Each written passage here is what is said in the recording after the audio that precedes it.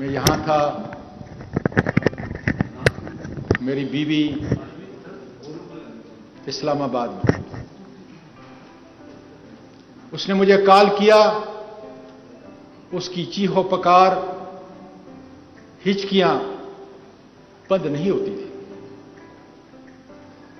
मैंने बड़ा जब्त किया कि शायद मेरी उन पोतियों को किसी ने कत्ल कर दिया है और मैं यहां लाहौर में हूं। मैं बार बार जोर जोर से कहता, क्या बात है, क्या बात है, बोलो।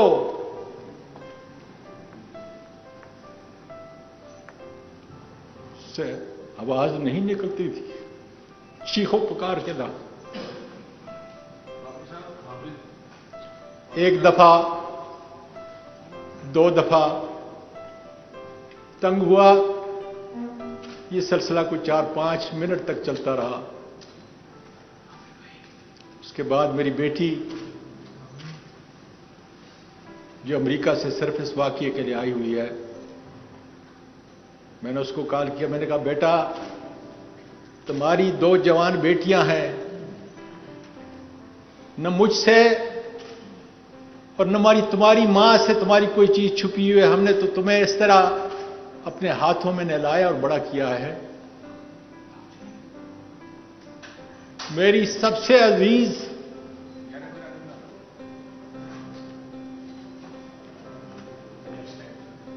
अपनी मां से पूछो कि क्या बात है। मेरा जिगर निकल रहा है इसलिए कि मुझे 3 स्टंट लगे हुए हैं। मेरा दिल फट रहा था।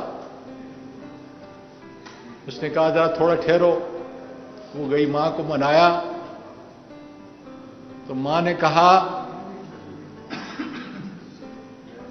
कि इनके पास मुझे किसी ने बगैर नंबर के एक वीडियो भेजी है,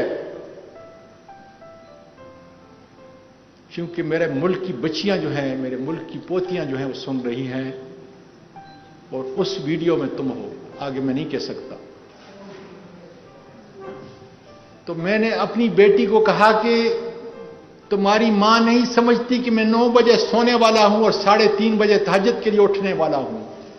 सारी जिंदगी मैंने इसके साथ गुजारी है और इसको पता नहीं कि चंद दिन पहले 13 अक्टूबर की सुबह को जो मुझे उठा के ये जालिम ले गए, उस वक्त मेरी वीडियो बनाई। और आजकल वीडियो को कन्वर्ट करना, जेली वीडियो बनाना कोई मुश्किल काम न था। वो फिर सिसकियों में बोलती रही कि डैडी, ये किसी और की नहीं है,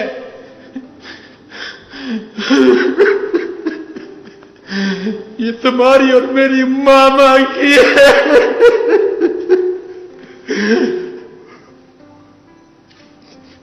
मैंने कहा, बेटा, ये कैसे मुमकिन है?